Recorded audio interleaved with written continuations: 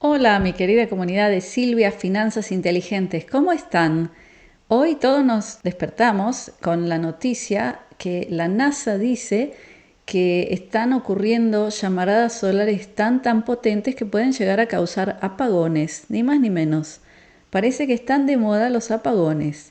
Les leo ahora la noticia del prestigioso diario The Independent. Es un diario muy serio, por supuesto traducido al español. Dice así, es de hoy, 20 de mayo, dice: la NASA advierte sobre enormes erupciones solares que provocan apagones en la Tierra. Ese es el título. Los astrónomos han advertido sobre tormentas solares y otros fenómenos meteorológicos espaciales extremos en los próximos días y semanas, a medida que una parte activa del Sol gira a la vista. Se espera que esta actividad cause auroras y posibles apagones en la Tierra. El Observatorio de Dinámica Solar de la NASA capturó recientemente la erupción más potente de 2025 en una región de manchas solares recién surgida. Clasificado como una llamarada X2.7, la categoría más alta posible para una llamarada solar, el evento provocó apagones de radio en partes del Medio Oriente. Bueno, vamos a analizar esto un poquito, porque cuando yo leo una noticia así, a mí me gusta mucho investigar los datos reales y no quedarme solo con el título o solo con un párrafo que leo, sobre todo cuando a mí me huele como que algo raro pasa aquí. Y bueno, como siempre, yo quiero antes que nada recordar que todo lo que yo hablo aquí es una opinión subjetiva que puede estar equivocada y con la cual no hay por qué estar de acuerdo.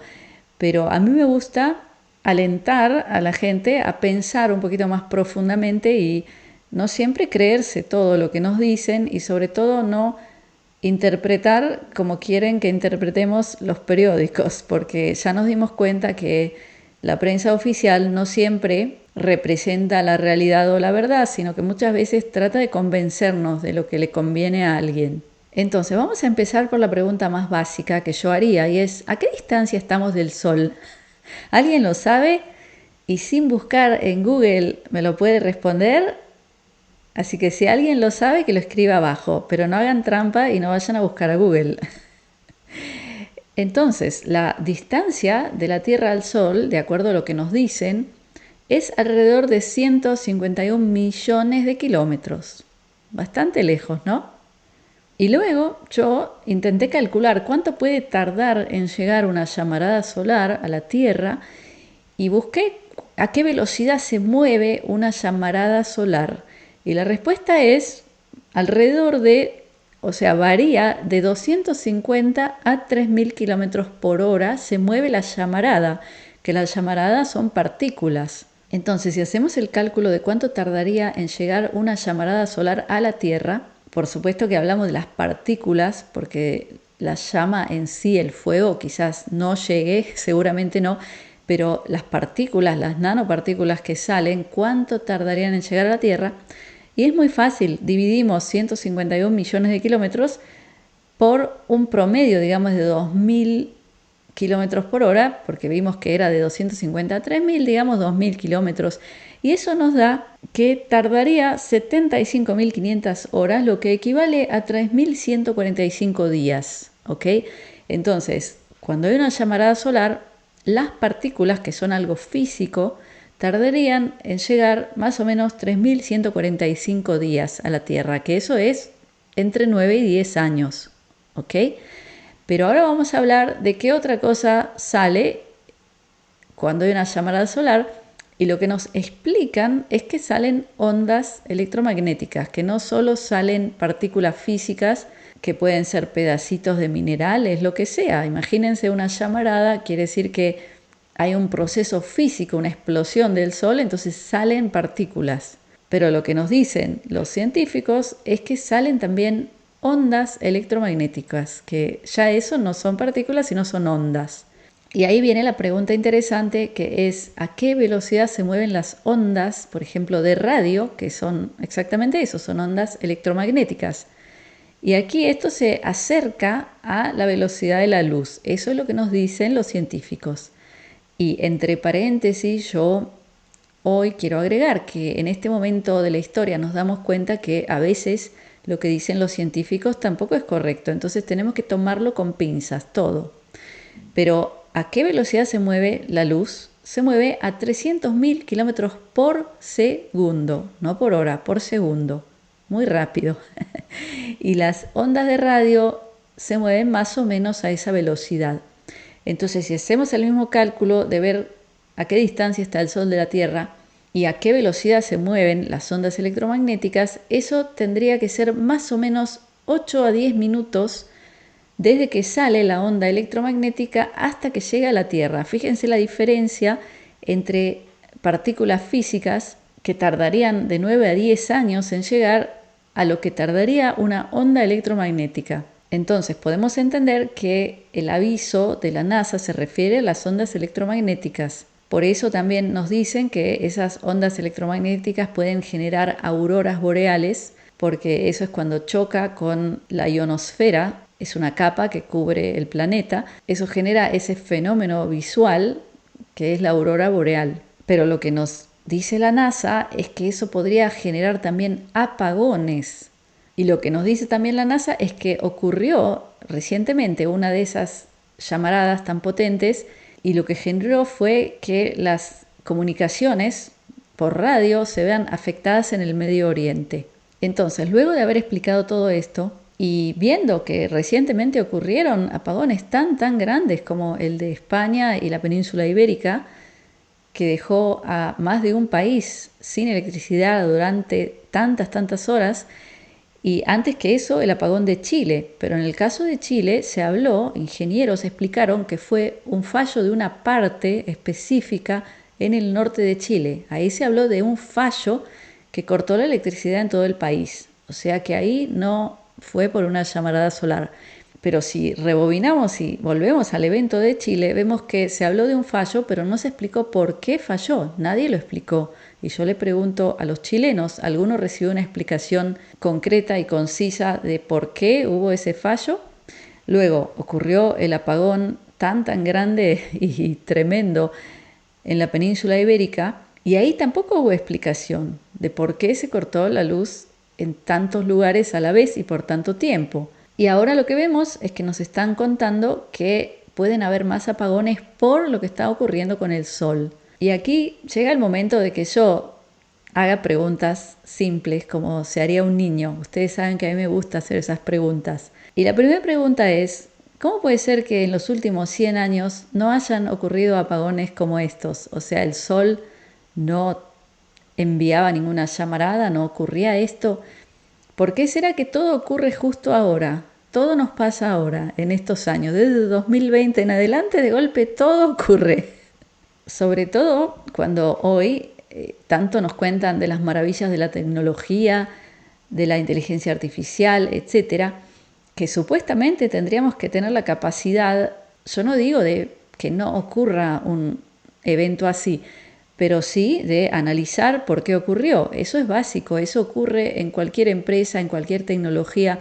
Los que hemos trabajado en alta tecnología, yo trabajé en una época en empresas de alta tecnología en Israel, y una de las herramientas más importantes cuando se desarrolla este tipo de productos son herramientas de análisis de los errores, de por qué ocurren errores. O sea que eso es algo básico. O sea, hay programas de computación que lo único que hacen es analizar por qué ocurrieron errores en un sistema complejo. Entonces, ¿por qué de golpe puede ocurrir un apagón que deja a varios países sin electricidad por casi un día entero o más? Y en ese caso no aparecen diagnósticos profesionales que digan por qué ocurrió.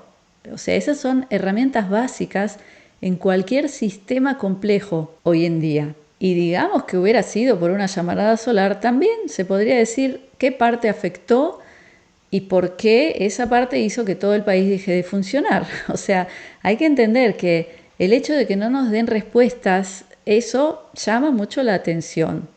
Y luego yo quiero preguntarles a ustedes, vamos a hacer una encuesta. ¿Ustedes creen que realmente si ocurren más apagones va a ser por llamaradas solares o porque hay alguien que aprieta un botón y decide que no haya electricidad en ciertas zonas?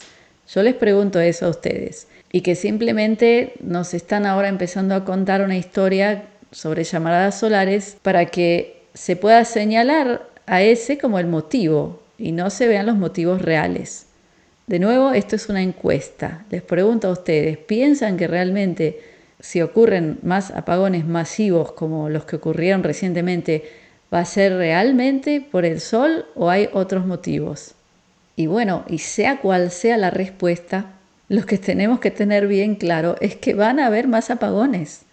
Y por más que haya gente a veces en mis comentarios, en mi canal, que se niegue a ver la realidad y se niegue a prepararse para esos eventos, yo creo que lo más inteligente que pueden hacer ustedes es prepararse para el evento, porque lo están cocinando. O sea, ¿será el sol que lo está cocinando o será gente que de alguna manera se ve beneficiada por este tipo de eventos? Pero el tema es que al parecer van a ocurrir más. Y ahora yo quiero agregar un dato importante, porque sea cual sea la explicación de por qué ocurren estos apagones, si el apagón ocurre como resultado de una onda electromagnética, que venga del sol o venga de otro lado, porque no lo vamos a saber nunca, esa onda electromagnética tiene la capacidad de afectar a todos los artefactos eléctricos, haciendo que dejen de funcionar, o sea, los arruina. Entonces, por un lado, digamos los que ya vivimos fuera del sistema y tenemos paneles solares off-grid, que quiere decir que no están conectados a la red, si hay un apagón general por motivos técnicos, vamos a seguir teniendo electricidad. Pero si el apagón ocurre como resultado de ondas electromagnéticas, esas ondas tienen el potencial también de, por ejemplo, arruinarte el inversor, porque cuando tienes un sistema solar, tienes paneles que captan la energía solar y luego tienes un artefacto llamado inversor que transforma esa energía en electricidad utilizable para el hogar. O sea que es un artefacto eléctrico, así que si viene una onda electromagnética puede llegar a arruinar ese artefacto y en ese caso tampoco podría seguir disfrutando de la energía solar. ¿Y qué podemos hacer al respecto? La verdad es que hay soluciones bastante simples, porque los metales son aislantes ante ondas electromagnéticas. Ustedes pueden buscar en YouTube también, hay muchos científicos, gente experta en estos temas, que muestran cómo, por ejemplo, una red como un mosquitero hecho de metal, eso aísla ante energías electromagnéticas. Entonces, si tenemos artefactos importantes para nuestra vida, por ejemplo, digamos una persona que su salud está conectada a algún artefacto electrónico, entonces sería una buena idea, por ejemplo, que ese artefacto esté dentro de una caja cubierta con papel de aluminio, pero si lo van a hacer, que sea papel de aluminio lo más grueso posible, porque eso va a hacer que funcione mejor. Y ahí se van a dar cuenta que con esa protección, por más que viniera una onda electromagnética, eso no arruinaría el artefacto. Pueden hacer, por ejemplo, un test en casa para ver que esto es cierto. Pueden agarrar una caja de zapatos, cubrirla en su totalidad con papel de aluminio, pero que sea lo más grueso posible, y luego pueden meter adentro el teléfono celular y pedirle a otra persona que los llame. Y ahí van a ver que el teléfono no suena, porque está aislado de ondas electromagnéticas. Entonces, ahí nos vamos a dar cuenta que si tenemos algo importante en casa que queremos que siga funcionando y tenemos una energía alternativa, entonces las partes más importantes electrónicas hay que protegerlas. Por ejemplo, si tenemos un inversor y lo tenemos dentro de un compartimiento, quizás podemos cubrir las paredes de ese compartimiento con papel de aluminio. Yo, por ejemplo, no cubriría el inversor en sí porque el inversor necesita respirar porque genera calor. O sea que van a ver que dentro del inversor hay hasta un ventilador porque tiene que estar todo el tiempo generando corriente de aire para que no se caliente. Entonces no cubriría el inversor porque ahí no le permitiría el flujo de aire. Pero sí, si tenemos un compartimiento, cubriría todas las paredes, el techo, generando una especie de caja Faraday, que así se le llama, que aísle al inversor en caso de que lleguen ondas electromagnéticas que pueden ser del sol o pueden ser de quién sabe dónde, ¿no es cierto? Porque yo personalmente tiendo a no creerme que es por el sol, pero eso es una opinión personal. Pero el tema importante es ese, que tenemos que proteger los artefactos importantes, que son importantes, por ejemplo, para tener electricidad en casa, si tenemos paneles solares, o para la salud de una persona. Por ejemplo, también hay gente que depende de respiradores que funcionan con electricidad. Entonces, en ese caso, tener una fuente de energía alternativa y proteger el artefacto en sí, para que no se arruine si llegara una llamarada solar acompañada de ondas electromagnéticas. Y luego, yo creo que nunca está de más proteger nuestro cuerpo también, porque esas ondas electromagnéticas tienen un efecto en nosotros también. Y ahora quiero contarles algo muy interesante, y es que la lana de oveja es un aislante contra energías electromagnéticas. Entonces, por ejemplo, si tenemos una ropa de lana o un gorro de lana, eso nos ayuda mucho para no sufrir de los efectos de todas esas radiaciones. Y si hablamos de radiaciones, también las radiaciones de las antenas de los teléfonos celulares son algo que ya muchos científicos muestran que tiene un potencial de dañar mucho la salud. Entonces, también protegernos de eso sería una buena idea. Entonces, no olviden que la lana de oveja es uno de los mejores aislamientos contra ondas electromagnéticas. Así que bueno, eso es todo por hoy, mi querida audiencia. Yo les recomiendo que independientemente de dónde van a venir esas ondas que pueden generar apagones, que nos preparemos, porque que no se convierta esto como el cuento de Pedro y el lobo, que de tanto decirlo ya nadie lo creía, pero al final el lobo llegó. Entonces seamos nosotros un poquito más inteligentes y preparémonos como si fuera cierto, como si estuviéramos cerca de tener grandes apagones en nuestras zonas y por plazos que no sabemos. O sea que tenemos que tener alimento, agua, energía alternativa, los que necesitan medicina, etcétera. O sea, no se dejen estar. Así que nada más por hoy. Gracias por haberme escuchado. Comenten abajo todo lo que piensan. Me importa muchísimo saber lo que ustedes piensan.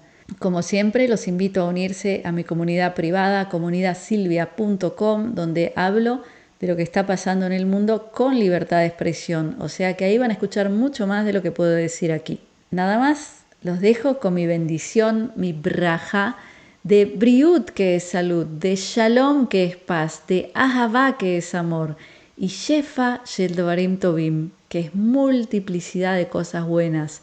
Gracias por estar conmigo. Nos vemos pronto.